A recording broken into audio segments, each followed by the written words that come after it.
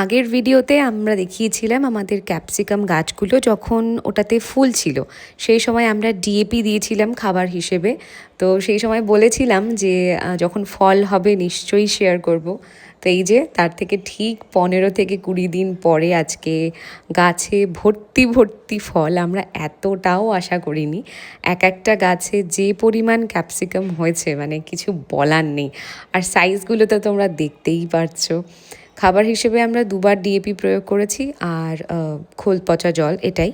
R adequate amount of জল দিয়েছি অবশ্যই যখন মাটি শুকিয়ে গেছে। আর এটাই, প্রত্যেকটা গাছে এত পরিমাণ ফল হয়েছে কিছু বলার নেই সত্যি। এরপরে একটা ভিডিও আমরা দেবো যেখানে আমরা হারভেস্টিং করব, সেই ভিডিওটা খুবই স্পেশাল হতে চলেছে। তো এই আর কি, তোমাদের কেমন লাগলো অবশ্যই নিজে কমেন্টে লিখে জানিও। আর যদি এই সংক্রান্ত কিছু জানার থাকে সেটাও জানিও।